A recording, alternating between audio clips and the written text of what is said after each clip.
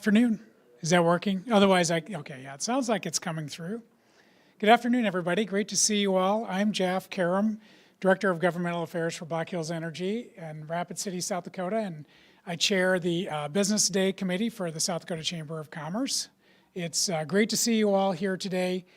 This is the first step in making a difference, and that is showing up and being a part of the process. And so thank you for doing that and being part of the voice of business in South Dakota to do the good work here.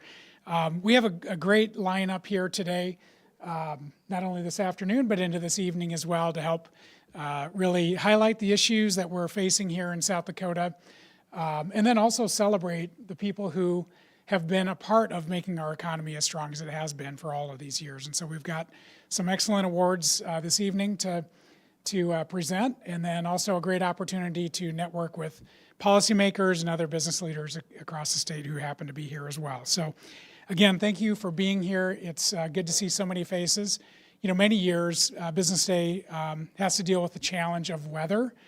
For those of you who were here last year, and there weren't many of you, the interstates were closed. There was a pretty significant weather event that day. But we had a great evening that night. We had solid attendance for that. This year, I'm afraid we might be competing with golf, sunbathing, who knows. But hopefully you get plenty out of this today. Again, we'll kick it off here with David Owen, who is the president and CEO of the Chamber, as well as Ryan Budmeyer. Ryan is the vice president of PR and business development for LNS. Ryan is also joined our Business Day Planning Committee as well. So Ryan, thank you for that and being a part of making this event as effective as it can be. So we appreciate that. And then also we'll have a speaker later today, Jim Twilliger, who is the Commissioner of the Bureau of Finance and Management. Jim is always insightful around the state of South Dakota's economy and how our budget sits, and something that is of peak interest, especially as we get closer to the end of session and our appropriators finish their work. So with that, I'm going to turn it over to David and Ryan for the Business Caucus. And again, thank you for being here today, and appreciate you making the time and the effort. Thank you, Jeff. And thank you all for being here. Damn near didn't do a program because I was just so used to being snowed out. I thought, why go to all that work? It's a relief that I tell you we do have briefing slides and we do have questions. Let me go to this. Okay. I knew this was going to happen. Can I see it? What? Oh, turn this on? I don't know. You went too far. Yep. Okay. Nope. Yep. I'm going to give it back. All you. Well, you may get it back. I've proven to be incompetent. We have 8 questions that we will ask after some of the issue briefings throughout the presentations. If you've been here before, you've seen us do this. This is how you vote. It's called Poll Everywhere. So text to 22333 the word Chamber 1, digit 1, and that will log you in. If your phone's like mine, it will warn you that you may charge you for text, but then you'll be ready to kind of vote. Now, here's the warning that goes with this. Aside from these brave souls who have sat in the front row, we will show you the questions on a regular slide. When the questions come up for you to actually vote on, it's going to be that size time. So if you really want to see them, just trickle forward. We'll help you get through it best you can. Everybody logged in, raise your hand if you need more time. That's kind of embarrassing. That's asking you to, raise your hand if you're the last in the class. Yeah, okay. Well, maybe just while they're doing, Marianne? Let's just give everybody a chance, and if you're having trouble, I'll help you. Raise your hand if you need guidance. Just, I think, as kind of a level set on what exactly we're doing here, I think Okay. Business Caucus. So our whole goal in this discussion or this program is basically to give you guys somewhat of a flavor for what is going on in the legislature right now, some of the big issues, some of the discussions that are being had.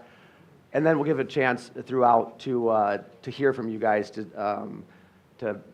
vote on a lot of this stuff. And then legislators will be presented with this information as we move forward. So probably tomorrow where that is shared with them. And so whole goal here is to kind of give everybody an idea of what's being talked about in the legislature up to this point and with what's left, and then get some feedback from you guys. Legislators will not be able to tell your individual responses. We can. And we've got some of you marked because we're a little worried about where you're at. Anyone? Okay. Now like 5 years ago, we had half the group voting because the other half couldn't log in and they didn't want to ask for help. So this thing turned out to be a giant dud. Please don't do that to us. So anyway, here we go. Just a little background on the legislature. This is part of every presentation I do. We have 105 legislators in South Dakota. The Senate has 35 members, 31 Republicans, 4 Democrats. House, 70 total, 63 to 7. This is generally not considered a bipartisan balanced legislative experience. Pretty heavily Democrat. We started with 2 vacancies. Senator Castleberry had resigned out in Rapid City over a conflict with a contract that she had. And Representative Olson, kind of citing health issues, kind of citing contracts, also stepped aside. If you've been following these things, the governor moved a current legislator over to another seat, but she recently appointed Mike Walsh to fill that Senate seat and brought back Kristen Conzett, who is not going to run to extend that service. And I've never seen a legislator so happy because she's here without fear and just thrilled to see even us lobbyists. It's the weirdest experience I've seen. And that whole, the governor was waiting to make those appointments, because you guys probably saw, but the South Dakota Supreme Court had to decide on the conflict piece of it. And so there was a large discussion around can you be a legislator and receive contracts or go after state contracts, and where do they draw the line on that? And so Supreme Court decided, I think they opened it up quite a bit, that I think the legislature will take a look at over the next couple of years. But that decision then allowed the governor to make those 2 picks and fill those. Good reminder. Yeah, so I'm here. 478 total bills this year. Kind of a shock to everybody. That's only 27 more than we had last year. And if you talk to leadership coming into this legislative session, you know, we had more than a third new legislators. 40% of the House was new. So last year's numbers, you can see, were unusually low. Kind of figured they were shy, couldn't figure. So everybody was just betting on the floodgates breaking, which didn't happen. So 27 more, 478. And the leadership just decided to bolt down and hustle.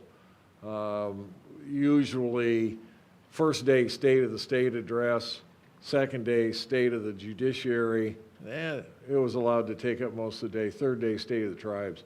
They took the tribes and judiciary and combined them together. So they were hearing bills afternoon of day 2, on the floor day 3, and they've been at that pace. Completely unheard of. The House got done with crossover at 2:45 yesterday. We had dinner, Deborah and I, contract lobbyist for the South Dakota Chamber. Everybody's tired of me saying this, same last name, not brother and sister. But we had dinner with Speaker Bartles, and he was so proud of being done at 2:45. Right, and rightfully so. In most years on that crossover day, they've had to cover the clocks and go really late into the night past midnight. And so to be done by 2:30, 3 o'clock, and then the Senate was done by 4:30 yesterday, I don't know historically, but I think that's probably a record. I think that is too. All righty, so we want to get you used to voting and we want to know the demographics of the group. So when I click the next slide, you will have about 30 seconds, 25 seconds to vote, but not yet. So we want to break you down by age and sex. I had a teacher in high school that talked about that. What a great way to go, broken down by age and sex.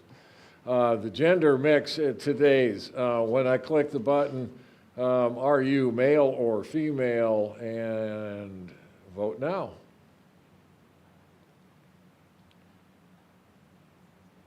A and B, and I'm smart enough to put female as A. Actually, Mary Ann's smart.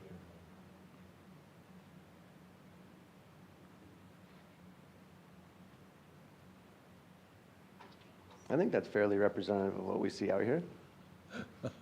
Yeah, kind of looks that way.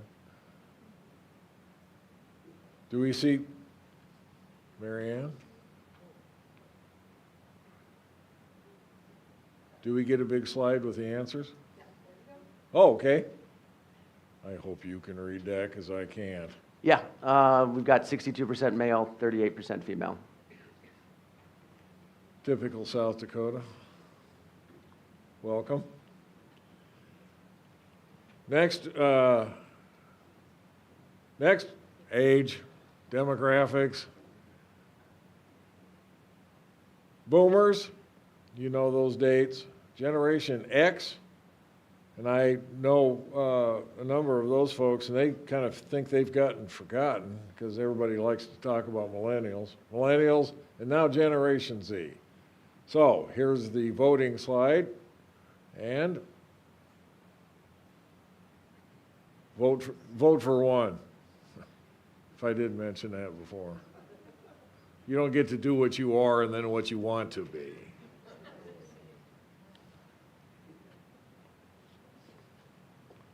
You're gonna have to read them because I can't see. Ready? Yeah. So we've got 20% boomers, 41% Generation X, 39% millennial, and nobody under the age of 24. As it should be.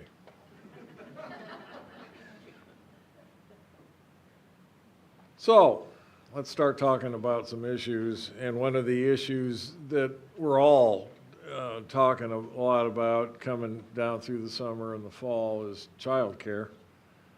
I said during the pre-legislative tour, in chamber work we have this phrase that says, when all was said and done, more was said than done.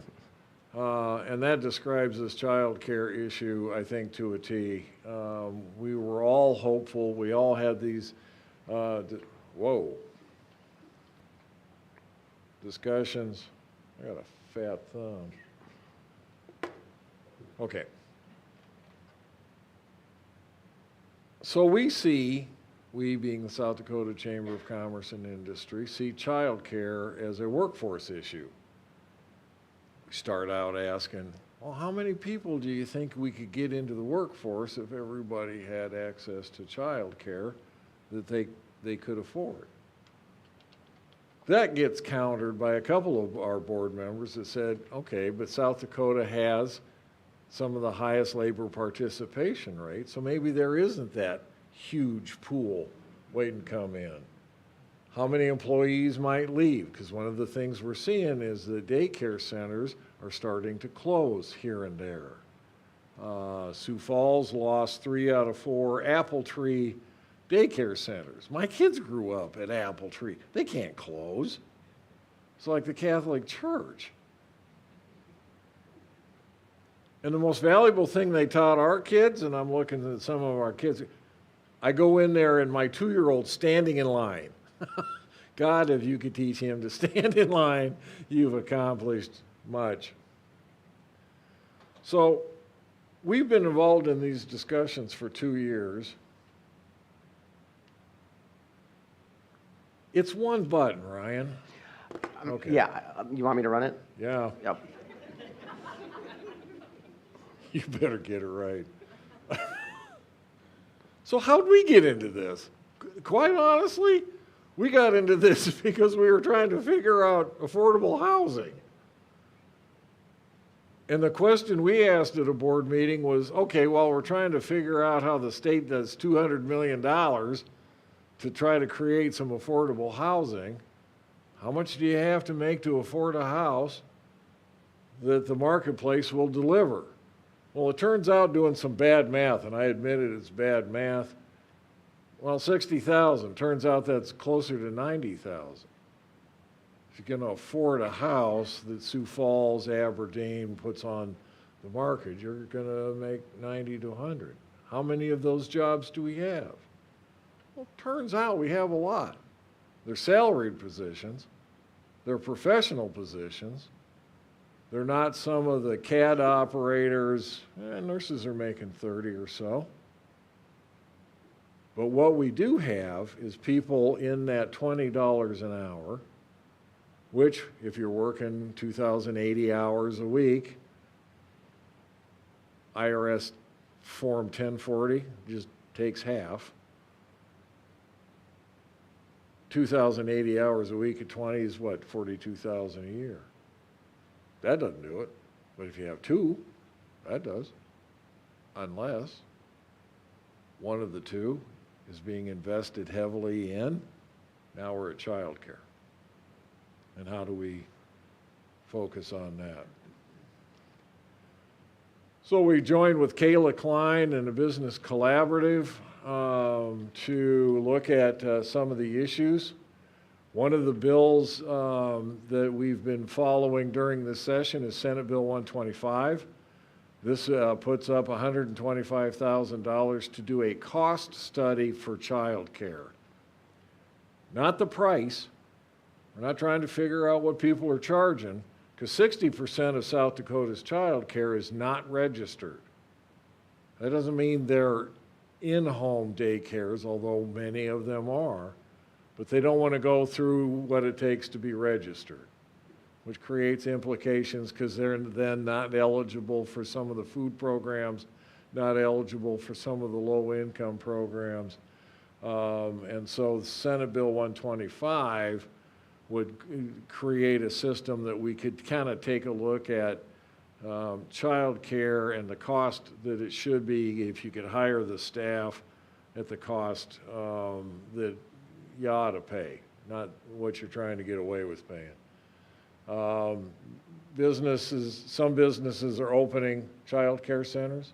Some are creating space. Jeff works out at Black Hills Energy. They've contracted, allowed space for a contract daycare center out there. We're seeing some businesses offer stipends.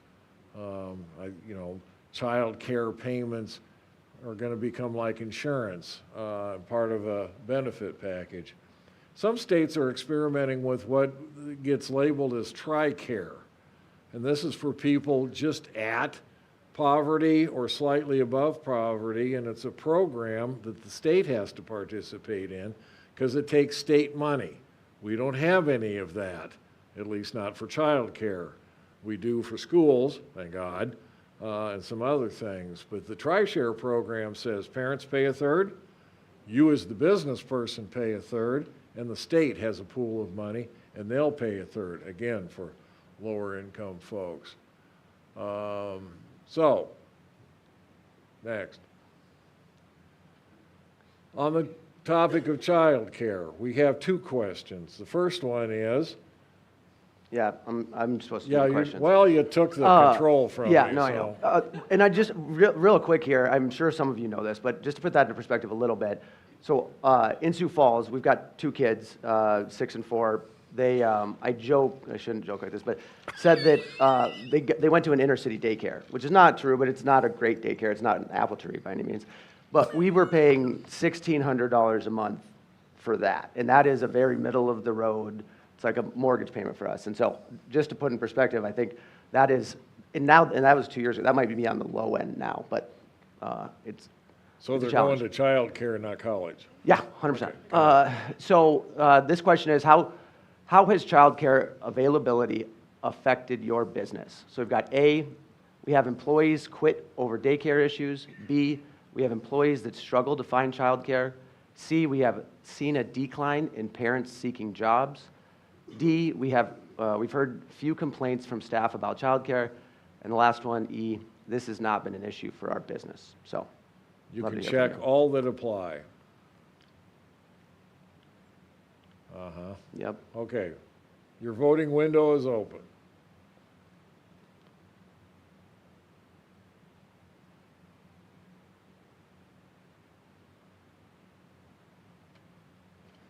We should get like the Jeopardy music. I know. We did that one year.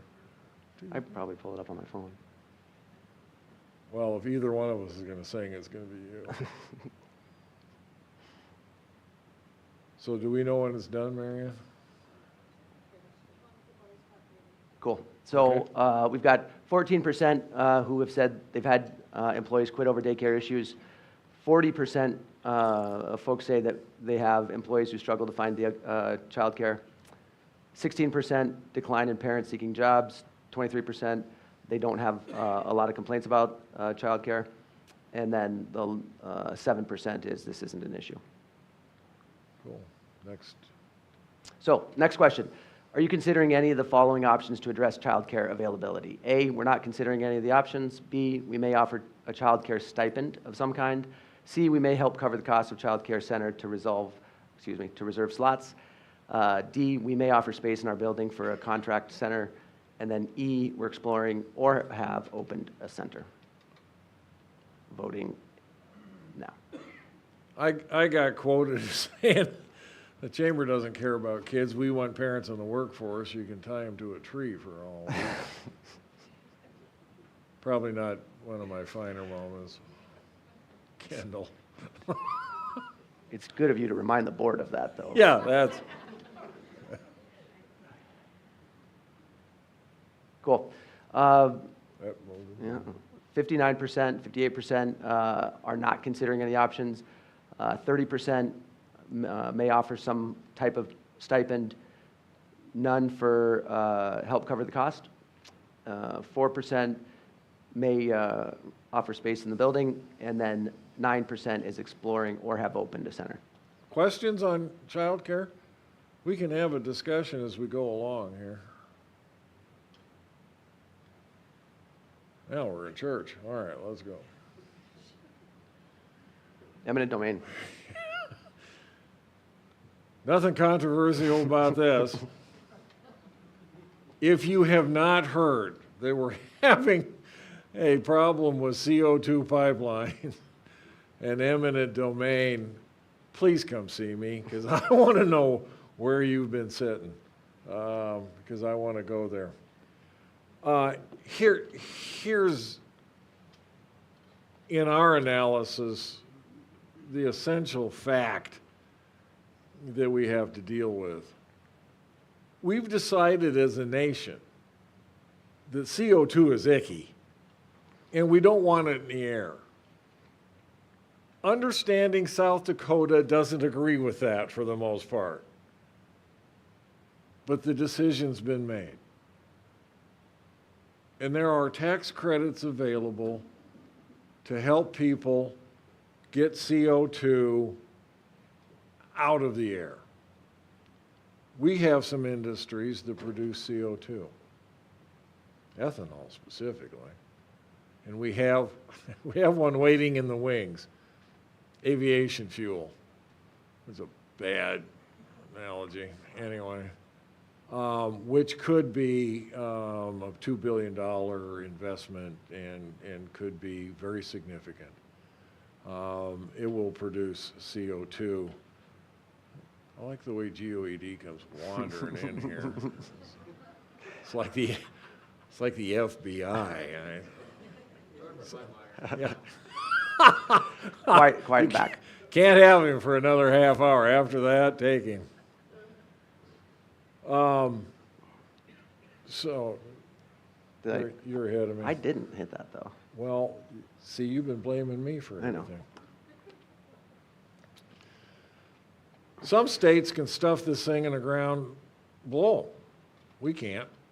We got all this rich soil, and it has a tendency to leak out. So we got to transport.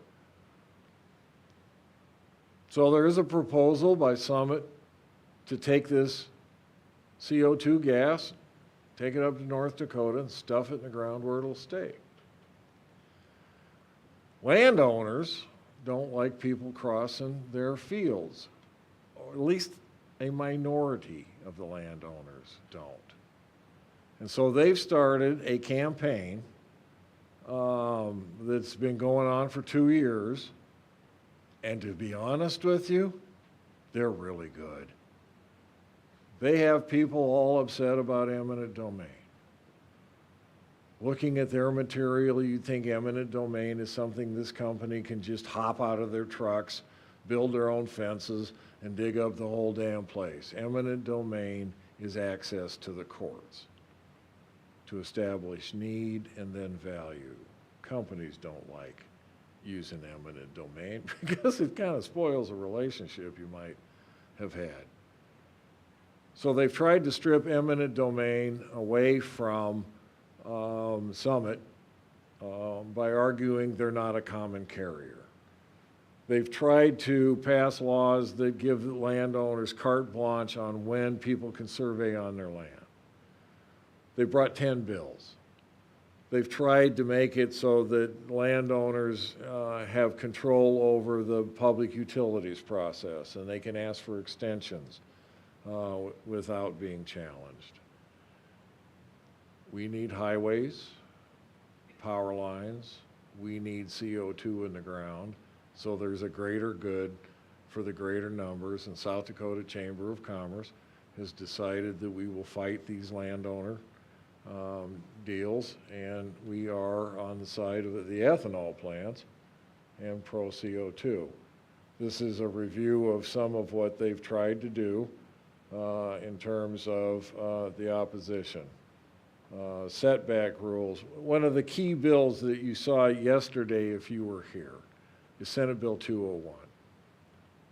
Senate Bill 201 has basically says the state's going to choose what the setbacks are. Counties aren't. Cities aren't. Sure as hell aren't going to let townships pick. There's 920 townships in South Dakota. None of them are West River. Well, why would we let the state do that? That's kind of big brothery. It's because we've had 5 counties pass ordinances that defy being ordinances to protect citizens, and they are in fact setbacks that don't have a route through the county. Reasonable regulation will protect citizens, but reasonable regulations has an affirmative answer, has a path to yes. Those didn't. And so it's time to tell the people that passed those ordinances, you had your shot and you're done. House Bill 1186, is that the next slide? House Bill 1186 is the majority leader in the House, Will Mortensen's answer. It has some landowner rights because we're not trying to squish landowner rights, but we're trying to balance those. And so Senate Bill 201 has a linear foot assessment that goes to the counties. 1186 has a linear foot that goes to the landowners unless they've negotiated a better deal than that. You will see these 2 bills as the compromise, at least in the legislature's mind, to try to extend some olive branch to the landowners, but still let this project go ahead. There's, I'll be quick with this, but. Go. So essentially, this SB 201 is a compromise bill. And I think both sides, whether the landowners, whether the pipeline, I think there's a little bit of frustration with SB 201. I think neither side gets exactly what they want, which I think makes a pretty good compromise. But David's exactly right. SB 201 essentially would, I don't think it would allow the state to have regulation over easement. It's more the feds, but not allowing the county to have, to be able to dictate setback rules. And so that's kind of that's maybe a little frustrating for landowners. And then the second piece of that is that it would charge $1 per foot. That $1 per foot would go to the counties if they wanted it, and the counties could then either give that back to the landowners or spend that however they want. That's the compromise bill. That's 201. Passed the Senate yesterday, 23 votes to whatever is left, 10, I believe. There were a couple people out, or one person out, 11. And so that passed the Senate yesterday. It'll go over to the House next week. This'll take a lot of the air out of the room over the next couple of weeks. It'll be most of the discussion, I imagine. You're mentioning one missing. Let me say this for anybody that doesn't know. We are missing one senator, Mike Dietrich, is back in Rapid City and involved in a horrible fight with cancer, and he won't be back for the session, and we're all praying for him. And there isn't a finer human being on this earth, legislator or otherwise, so I'll keep him in mind. Anyway, 100%. Let's go on to some questions. Here we go. Which statement below best expresses your opinion on CO2 pipelines? A, I support the bill strengthening the state's role. B, I think this should stay with the PUC, not the locals or the legislature. C, I support local governments protecting their people. I have not been shy about what the correct answer is.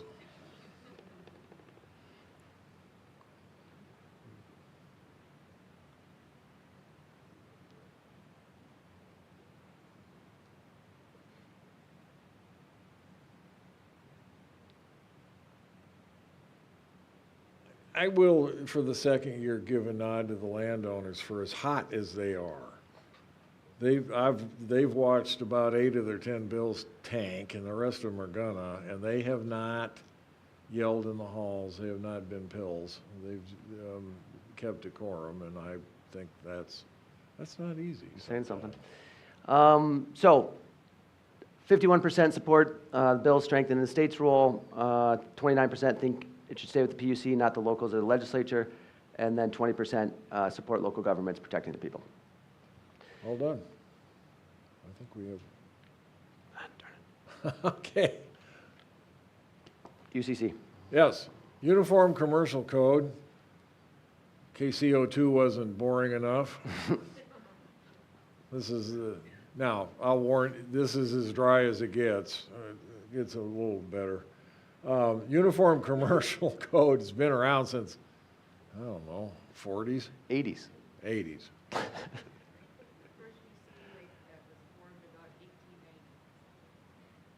Maybe I'm wrong. I don't know. I thought I looked it up. I know. I was around then. You weren't. So it is a set of rules and laws about how money moves, what you have to do to get commerce to move, and unclaimed property, and all kinds of stuff. And it's a routine thing until last year. So the bankers led the UCC update, and we ran up on the beach of 2 things. A small group of legislators were mad because Bitcoin wasn't considered money, and it wasn't considered money because it isn't. That took a while to navigate. And this other concept, central bank digital currency. The governor vetoes the bill over concern of central bank digital currency. To give you an idea what a powerful lobby we are, when the bill passed the House, we had 39 votes. There's 70, 36 is the magic number. You need 2/3 to override a veto. That magic number is 47. When the board lit up after a full weekend of lobbying, we'd gone from 39 to 30. So the veto stood. Much to the bankers' credit, they worked with the governor's office and those of us in the business community, and we finally put 2 bills out. One says, okay, UCC, can we finally do this? And the other addresses this idea of the central, I always got to look, central bank digital currency. And I don't want to get too glib. There was enough legislators that were concerned that the governor picked up on it.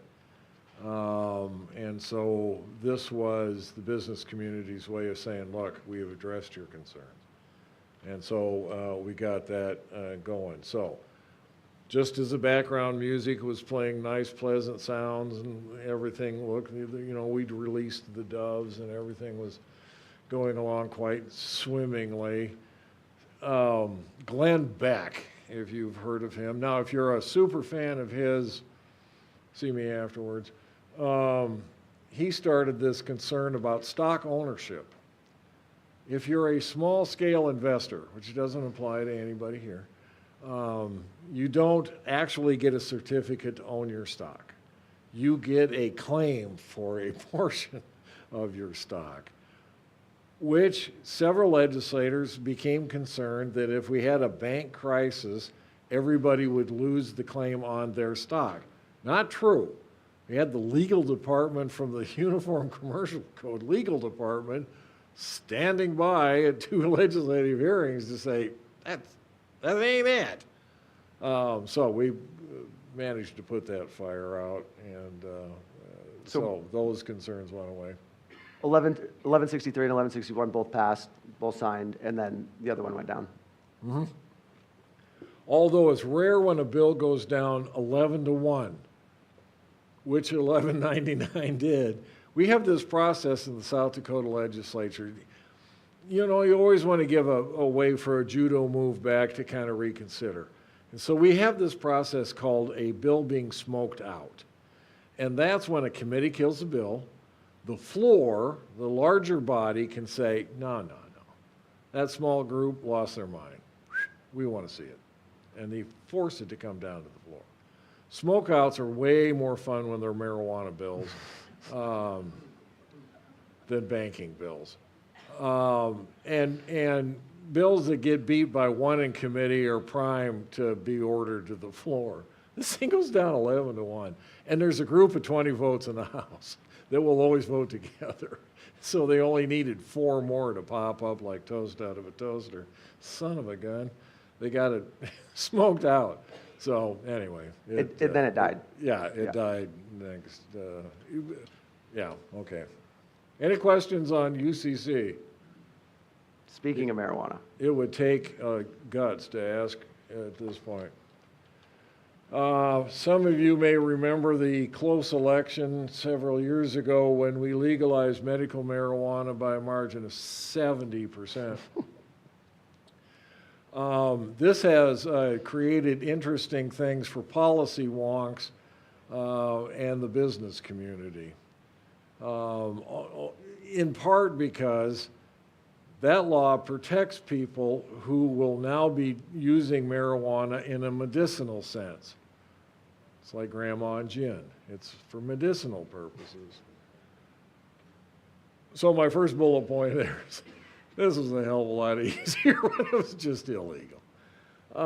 So now we have employees that have permission, legal, to use THC. So that creates a balance.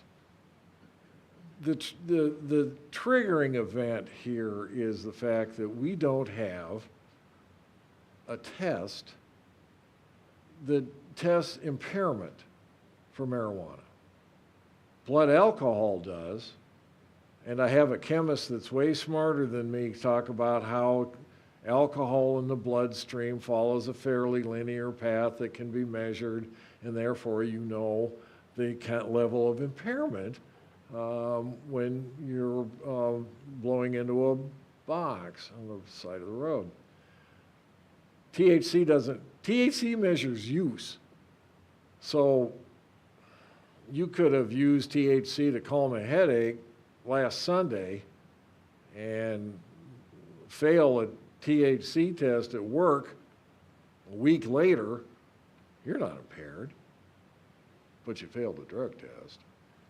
So trying to balance some of this has been kind of interesting, and so I'll give credit to the South Dakota retailers. They did the lion's share of this work. Senate Bill 12 just protects employers that have safety-sensitive jobs, and that's defined in statute.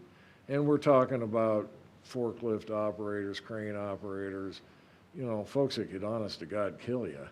And so you can take an adverse employment reaction to them failing a test and sort out the legal medical card later. You won't be in trouble for firing them. Questions on THC? I was collecting recipes for a while, but then recreational went down. I had to give that up. All right. Question. Yep, question. Which statements best describe your experience with employees that have medical marijuana cards? A, no difference, not aware of any employees with a medical marijuana card. B, we have employees with medical marijuana card but no problem. C, we've had employees fail drug tests because of illegal THC use. And D, a couple of goofy employees not marijuana related. Scott, don't do that.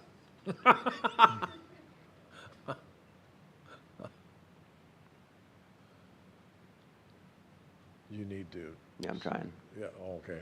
Oh, it wasn't just me. Okay. All right.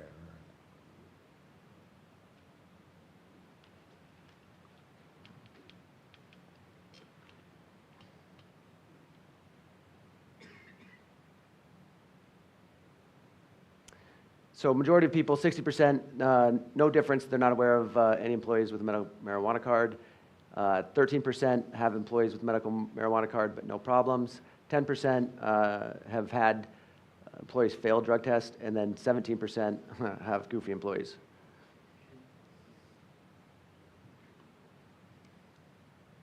Quantum computing. We're going to be using terms that neither one of us understand. Or can spell. Yeah, no, yeah, thank God for spell check. I always say this is like watching a 4-year-old play with a hand grenade. You're just waiting for somebody to pull the pin. So here I go. Senate Bill 45, an appropriation to establish the Center for Quantum Information, Science and Technology and to declare an emergency. Declare an emergency doesn't mean somebody's about to die or we've called 911. Declare an emergency in the legislative process. If that's for me, I'm busy. In the legislative process means it becomes law as soon as the governor signs it.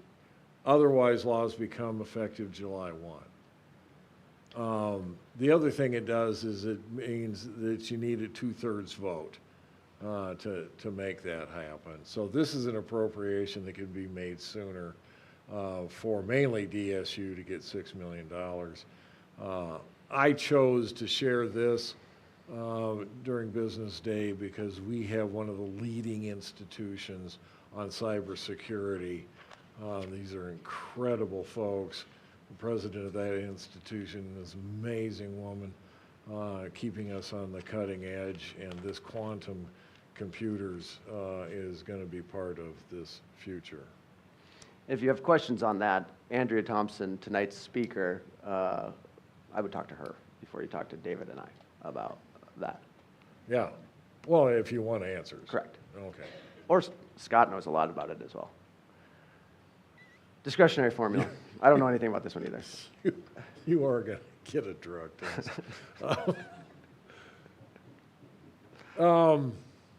This is an economic development bill that failed, and we try to support an organization known as Economic Development. Okay, GOED walks in, then everybody else walks out.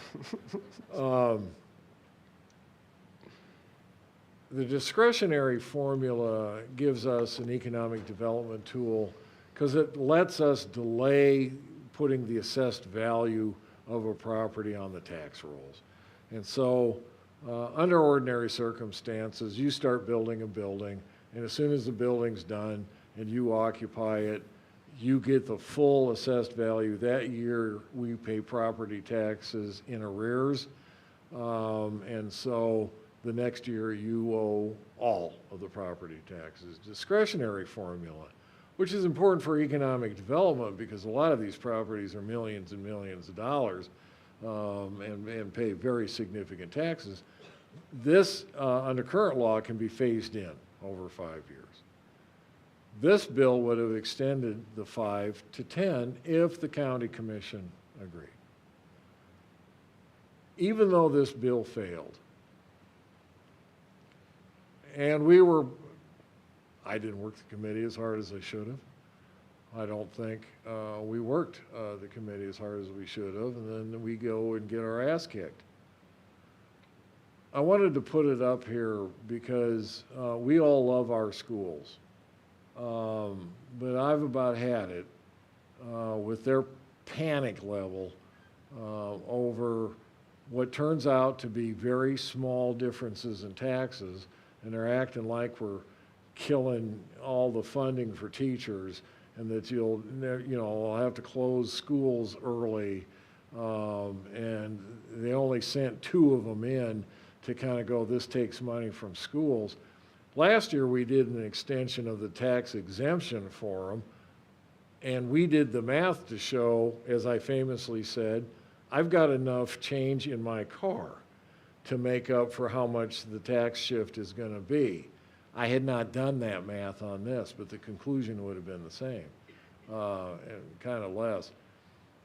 My plea to you is, as you talk to your local educators, encourage them to take a step towards economic development early, instead of, working around, killing this thing before you talk to anybody, and kind of lighten up. We need to follow middle ground.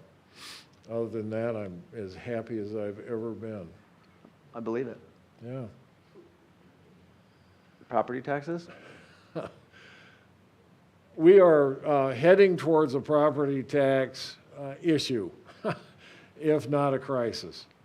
Senate Bill 167, which did not pass, would have limited your assessed value increases to 3% a year. And so your assessed valuation is going to fall further and further behind the value of your house. California did something more dramatic in Prop 13. Their increase is 1%. What happens, and you see at the bottom, this is an acquisition-based system, because when the house sells, the new owners get the sale price as their base, and then 3%. So you're shifting taxes to 2 groups, to new residents. Who the hell cares about them? And the answer to that question is nobody, until it's your kids that you ask to move back to South Dakota, and then you'll be lit up. And the business community, because business properties tend to sell more frequently than residential properties. And so part of the reason, now we've also taken agricultural land and put it on the productivity model. Rapid City, Sioux Falls, Brookings, Aberdeen are seeing increases. They generally reassess your house value every 3 years, which tends to be every 5. And the marketplace has been screaming along, and so you open the envelope and it's a 40% increase. Now, we have some laws, one of which we are praising tonight, that take those assessed values and lower mill levies. But they don't lower the mill levies faster than the assessed value are going up. I don't know what the answer to this is going to be. But we've seen 2 years where these kinds of answers are boiling up. God love him, but Matt Krogman is a lobbyist out of Brookings, and he has gotten on a rant when we meet as local chamber lobbyists, and he's just screaming about agriculture and the big deal we gave them and how we're shifting. And the only person he's looking at is me, because we endorsed that system, and so this is all becoming our fault. But I want the business community to know we're going to go through this for 2 or 3 years. I don't know what the answer is, and there's a handful of geeks that really like talking about this stuff, and I'm one of them. And so I inflict this on you. Any questions? We got a question. Here it is. Which statement below reflects your thinking about property taxes? A, they have increased but are still affordable. B, increases are starting to pinch. C, taxes are getting too high, crisis is looming. D, taxes are at a crisis point now. E, I'd move, but Minnesota's worse, and I refuse to live in Wyoming.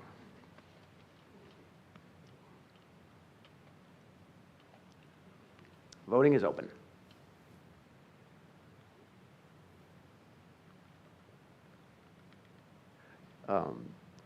Did that Senate bill, where's that at? Dead. Dead? Yeah. We killed it. We just don't have an answer. I'm not a Catholic, but there's guilt. Yeah, I can tell. Yeah. A, 22% say that they've increased but are still affordable. 55% said increases are starting to pinch. 20% said they're getting too high, a crisis is looming. 2% taxes are at a crisis point now, and people don't want to move to Wyoming or Minnesota. There's 2% of those. You can understand that. I do. All right. Senate Bill 57 was the governor's focus on second chances in her State of the State address.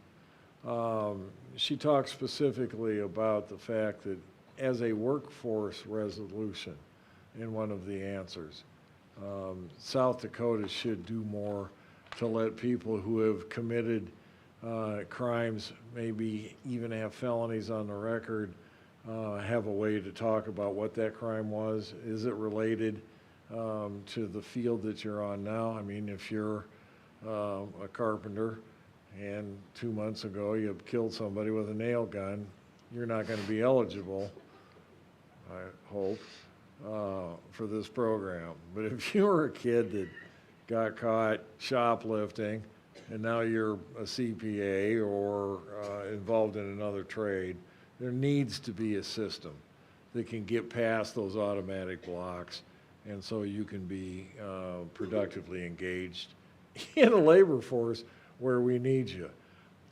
The governor doesn't think this is tens and tens of thousands of people, but when we're crying for workers and we've got these structural barriers, we could take another look at it. So she put this out. There was some fine-tuning in the Senate. It's gone through the system, and she signed it, and it's a bill worth praising. Mm-hmm. Great.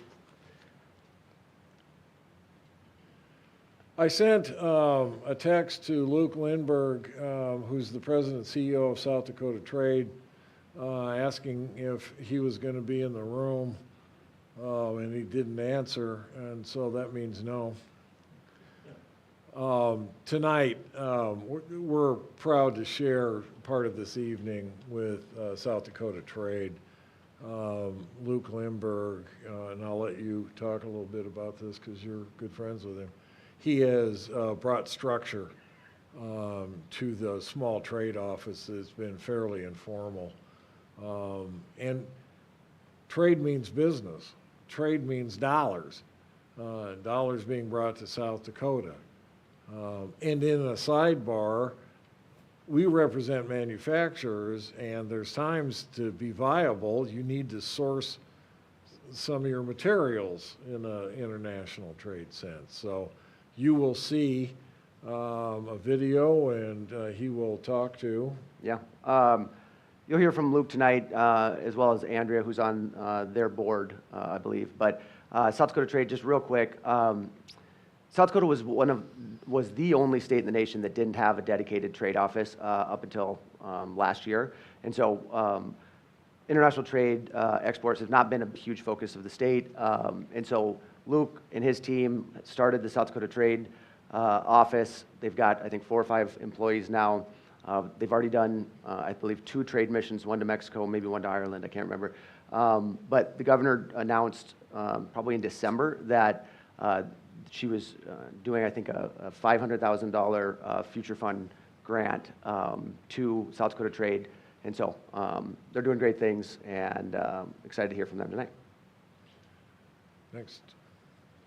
We're going to wrap this up, and Mr. Terwilliger is here for our last part of this presentation, and we have a final question for you. The initiative and referendum process, and I work for a board of directors that thinks this is one of South Dakota's great mistakes. Established in 1898, I was not here then, I got to the state right afterwards. And the idea that we could amend the Constitution by initiative was 1972. I was here then, you weren't. No.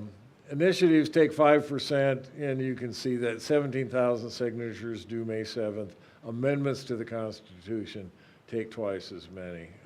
One more. I'm going to see if I can do that, and I can't. I got it. Yep, you do.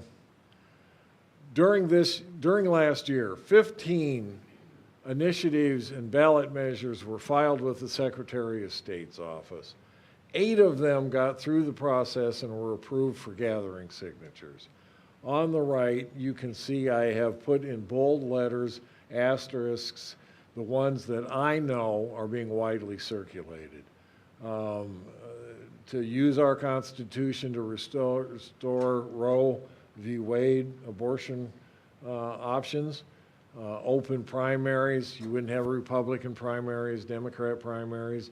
Everybody would be on the same ballot with party designations, with the top 2 vote getters for offices where there is one. We elect 2 out of each district for the House.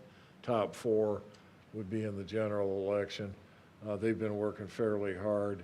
There are 2 measures that will recreate this issue or represent this issue of taking the sales tax or groceries out of the sales tax, and that may be on the ballot. And I am told, a friend of mine said she saw legalizing recreational marijuana back on being signed. So I've not seen that personally, but I hear that one is out. They have till May 7th, and then we'll go through this arduous process of verifying signatures.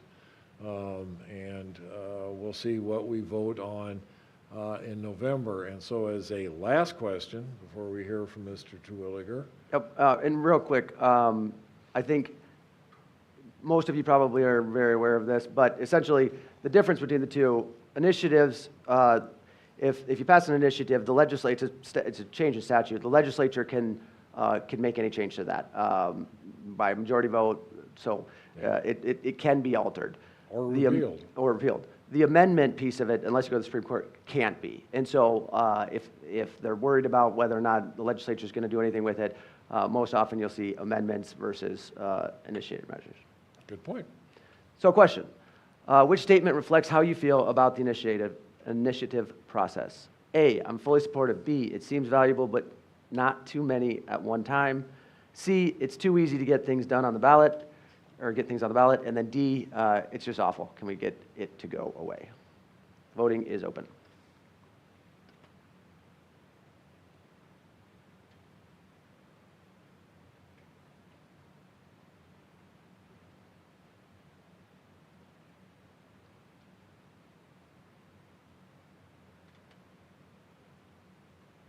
Perfect. 16% are fully supportive. 35% say it seems valuable, just not too many at one time. 43% say it's too easy to get on the ballot. And then 5% say we should do away with it altogether. Questions? Say thank you to my co-host here.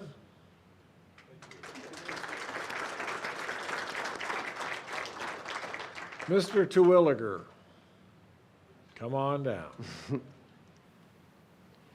Does he need a microphone? Yeah. David, just one quick question. The results of this, you're going to distribute tomorrow Yes.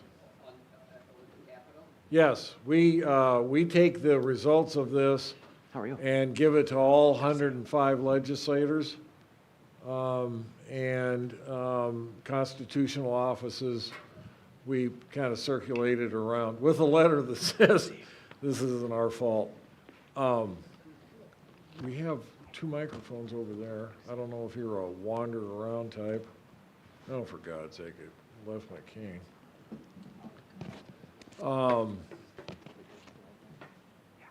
This is Jim Terwilliger, Commissioner of the Office of Finance and Management. He's responsible for doing revenue projections. The budget is his fault. Oh, I think he's, you will turn the mic on, right? He was Secretary of Revenue. There you go. Testing, hello? I'm not gonna sit up here and babysit with you. You gonna sit by me? No, Why because not? they're gonna start booing at you. He was Secretary of Revenue. He's been the state economist. He is one of my favorite public servants. I sit in his office a lot. I tell him I'm going to do a 30-second stand-up because I only have one question. Then I sit at his office for a half hour going, what? But in doing revenue projections, which were done last week, he has a sense of what the economy might be doing, and it's really impressive. And so thank you, dear friend Thanks and for having me, Commissioner. David, appreciate it. Please welcome Mr. Terwilliger.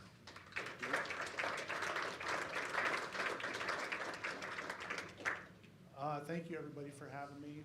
Are you running the slides for me, or is there a, what's that? Okay, perfect. This deal? Yep. All right. I hope you have better luck than I did. Okay, we'll give her a shot. All right, thanks, everybody. Like David said, my name is Jim Terwilliger. I'm the Commissioner for the Bureau of Finance and Management, also known as the Budget Office. Been in this role about 2 years. Prior to that, I was at the Department of Revenue as a cabinet secretary there for about 3.5 years, and then spent a number of years in the budget office prior to that as state economist, budget analyst, and all that good stuff. And so we try and have a good handle on what's going on in the economy as it comes to the state budget and all those good things. And so David stopped in my office here like yesterday or the day before and said, hey, would you come visit a little bit with our group? And I said, absolutely, I'd love to do it. And so let's see if I can get this to work. The big green one? All right. As part of our role on the budget office, just talk a little bit about the process, but back up to the first Tuesday in December is when the governor presents her budget recommendation to the governor. And leading up to that, starting last fall, all the agencies in the state government will submit budget requests. And we have a team of budget analysts that go through all that. And we also have on staff, I actually stole all these charts from Derek Johnson is his name. He's a state economist. He kind of has my old role in the state budget office. And so his job is to really give a good idea of what's going on in the economy in South Dakota. In addition to that, part of that process is we have a team of economic advisors called the Governor's Council of Economic Advisors, 12 individuals from across the state that give us a good idea, not only geographically from one side of the state to the other, but also across a number of different industries that we meet with on a quarterly basis, and they give good reports to us about what's going on in tourism industry and the finance sector and ag sector and all those different types of things. And so from that, it really gives us a good idea what's going on in South Dakota. And so we can apply that as it relates to our revenue projections and ultimately building the state budget through that process. We also contract with a national firm, S&P Global Market Intelligence is the firm that we use. It's a big firm that produces not only a state-specific economic forecast, but also a national economic forecast that we use in an econometric model, which basically is a fancy way of developing relationships between our sales tax collections and different economic measures. And so I'll cover that here in a minute. Let's see here.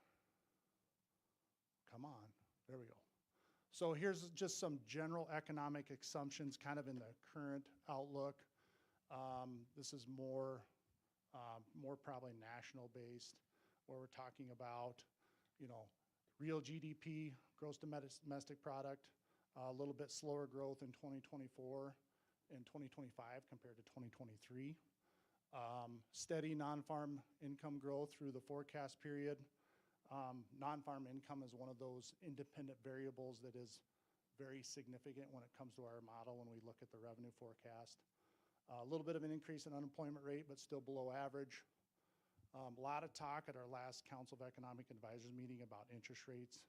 I think we all know the interest rates have gone up a fair amount here in the last year or so, and a lot of opinions that the feds are going to keep the interest rates probably higher for longer than probably the markets are anticipating right now.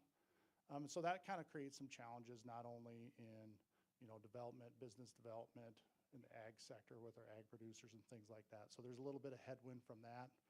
And then we're seeing, lastly, our CPI forecast, inflation starting to come down closer to in line with the Fed's target range here over the next couple of years. Kind of rewinding back to last year at this time, if you jump back a year, a lot of economists at that time were saying, hey, we're going to have an economic recession, talking about the national economy either in late 2023 or early 2024. And we've by and large avoided that. The labor market has continued to be very strong. And so those are all certainly positive things. I'm not going to go into all these different economic indicators, but these are 6 indicators: GDP growth, like you're all familiar with some of this, non-farm employment.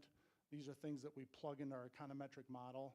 Probably the most statistically significant is our South Dakota non-farm income, which we're anticipating to be, in this 5% range, which is about average, which is, I think in this economy is pretty good.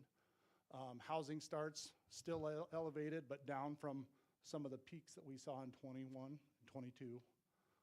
And our unemployment rate clearly is very low in South Dakota, and then the inflation rate. But by large and part, things are going pretty well. But there are a few headwinds, like I mentioned, in terms of interest rates and those types of things. One of the, many of you probably know this, but the sales and use tax is really what we live off in South Dakota when it comes to our budget. It provides about 63% of our revenue base as a state.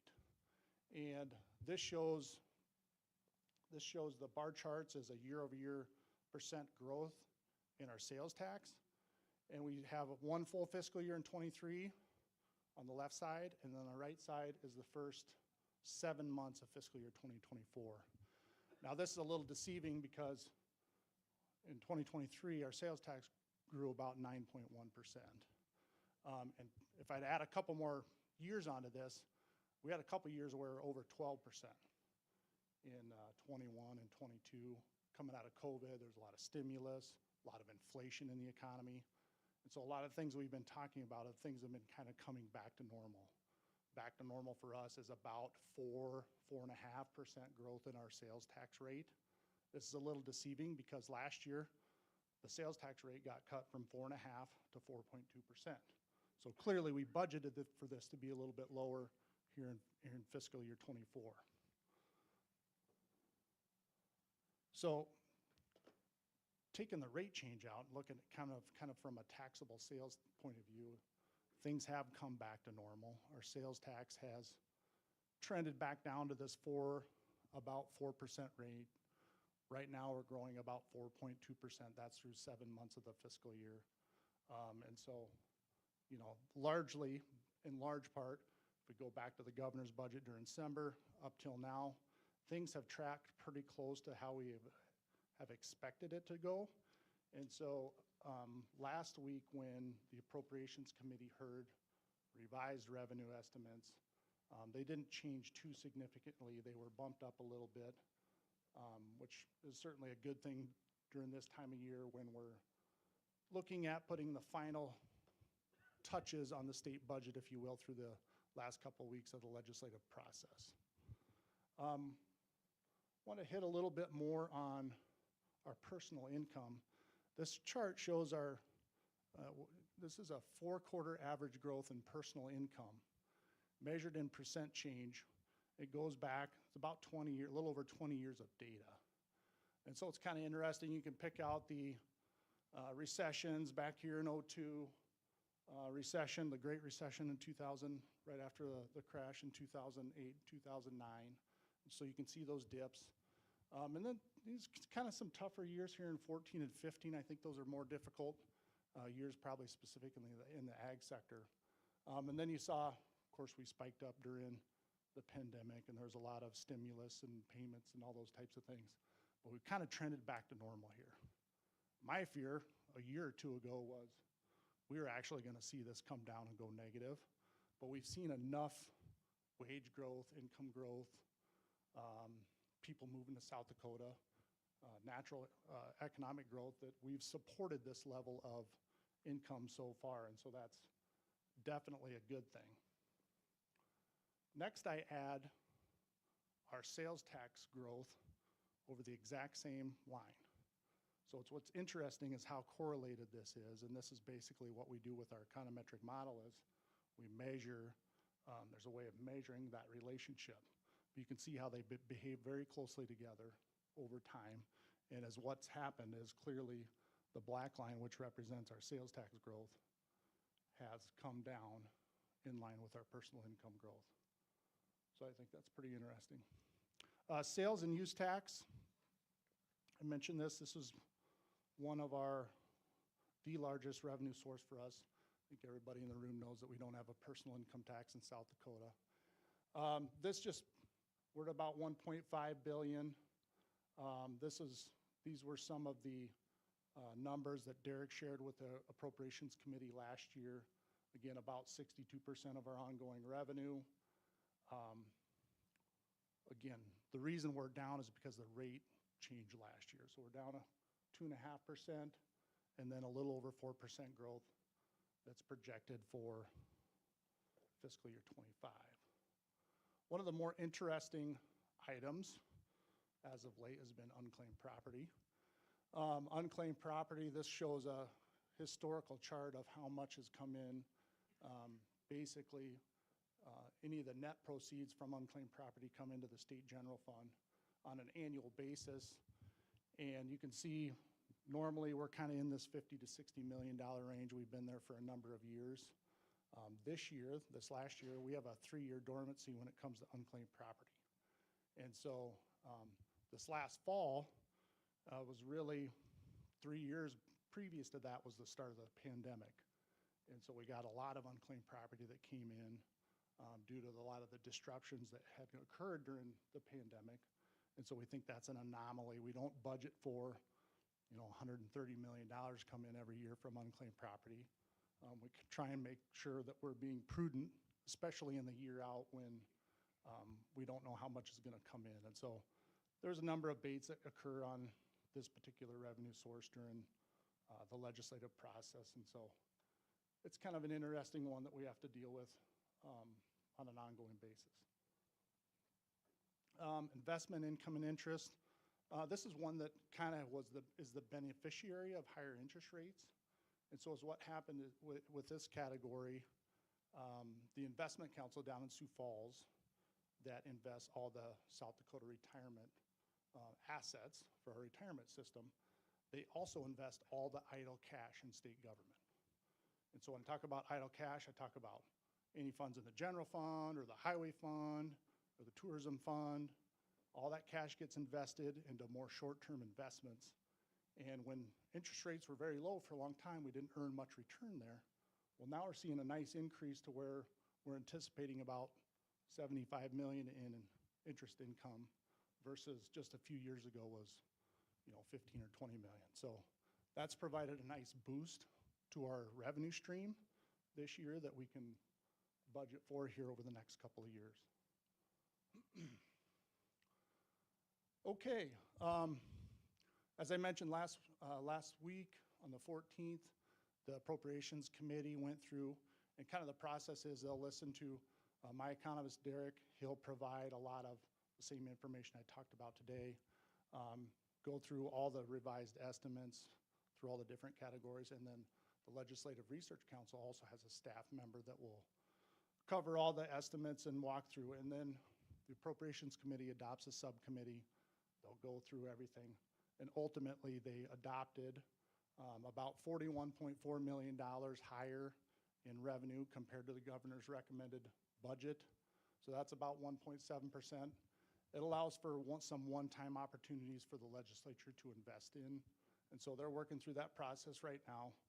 And then for next fiscal year 25, that starts this coming July 1st, they bumped up about 21 million or about 0.9%. So relatively speaking, pretty close. I think last year it was bumped up even higher than that. And so it gives us a little bit of comfort that, you know, we're getting a little bit better at projecting. During the pandemic, doing this revenue projections and economic projections was very difficult, to say the least. And so we're kind of seeing things come back to a little bit more stable environment, if you will. That's all I have prepared. I'd open it up for questions and see if anybody has any questions about the budget process, legislative process, anything economic related. Sure. What's the effect on the budget if the sales tax on food goes away?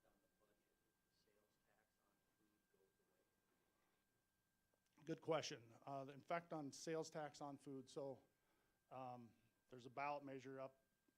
The language in the initiated measure is, the language is probably not drafted correctly. And so if you go look at that language, it talks about anything for human consumption. So it's pretty broad language. But that would, last year when the legislature was contemplating a sales tax reduction, there was also a proposal to reduce the sales tax on food. At that time, the impact was, you know, a little over $100 million approximately, and each one of those, they were about the same amount. And so depending on what the courts would determine how much is encompassed in that language, it would be a pretty severe impact to the pretty big challenge that we'd have to deal with if that would pass. Good question. Other questions? Dave? Sometime in the future, next year or two, state wants to build a prison. Well, that's a big stunt. So, how are you gonna do that? Building prisons? Good question. Building prisons is not popular, clearly. But yeah, we are in the process. We've broken ground. I think everybody's probably aware, to build a new prison, female correctional facility out in Rapid. That bill on that was Senate Bill 50. That actually passed through the Senate yesterday or today. Pretty good vote. That'll fully fund the women's prison. It's I think it's about 90 million, give or take. We'll have that fully funded. The men's facility down in Sioux Falls area has a bigger price tag. That's for about 1,500 beds. And the security levels are different and all that stuff. But we don't have a really good estimate for that, but it's the last one we've seen is approximately 700 million. We have, if the governor's proposal goes forward, we'll have about 560 million of that covered, saving over the last 3 fiscal years. So in 2022, the legislature started out, they created an incarceration construction fund, and we started putting money away, knowing that we'd have to invest in correctional facilities. And so we'll be really close, I think within 140 million of paying for these facilities without having to bond as a state, which saves quite a bit of money, especially with some of the higher interest rates we've seen lately. So my goal is to get these prisons taken care of without having to go into a debt as a state, hopefully to save a lot of money over the long term for our taxpayers, so. Other questions? Any interesting funding items coming through the legislative session that anybody's been following of interest? Airports. Yeah, there's been discussion on airports. There was proposals for airport funding last year. Those didn't come through the legislative session a year ago. I think those discussions are ongoing right now during the session, but it doesn't seem to be rising to the top, at least based on what I'm hearing in the Capitol right now. Other questions? Go ahead, Ryan. I should know better on unclaimed property, but how does that work in terms of if the state then, after 3 years, it reverts to the state gets money, goes to the general fund, but they're still obligated at some point people come back for that money. So do you guys handle that differently? Is there insurance on that? How does that? Sure. Good question. A lot of this money that comes in, we have a couple of large holders that have their home office designated in South Dakota, a decent amount of it. Let me back up. If a bank or a business, any business has property that is unclaimed, typically is where it would get sent to the last known address. The last known address in South Dakota will come to our unclaimed property office, which is within the state treasurer's office. If it's from another state, it'll go to Georgia, for example. The large holders, there's quite a bit of foreign money that goes unclaimed. That ends up coming to South Dakota, so a large amount of this ends up being foreign holders that are unable to be contacted. And so you're right. So when we get to unclaimed property, we budget basically those claims are paid out on an ongoing basis. If anybody comes in, identifies their money, it gets paid out on an ongoing basis. And so the charts I showed you is a net basis. The gross is 20 or 30 million higher than that.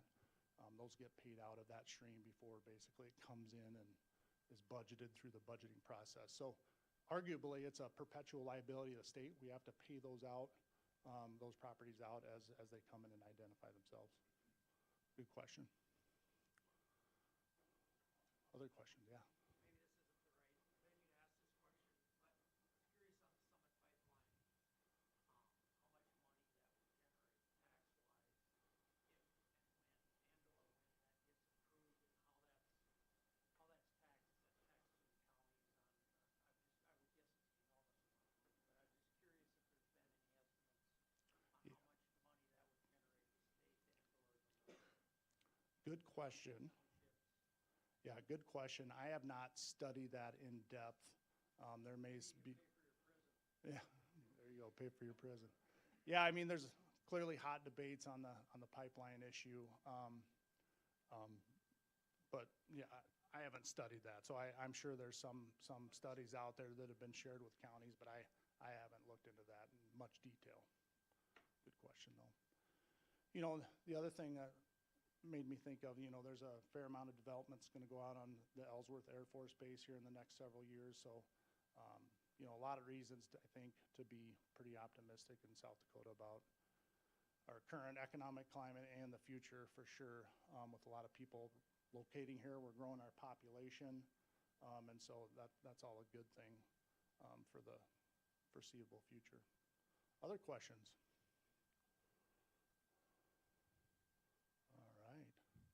Let me off pretty easy. Anything else, David? What else should I cover? Got anything else I missed? The partial answer to the question is once the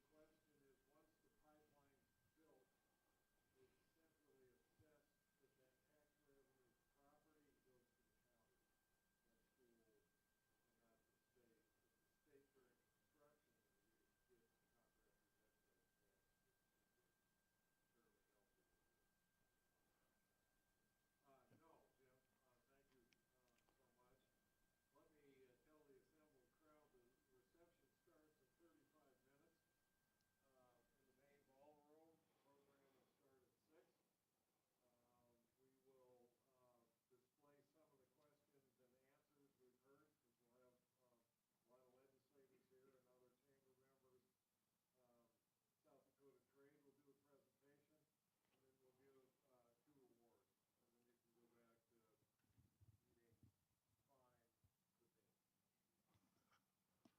Thank you. Thanks, everybody. Appreciate it.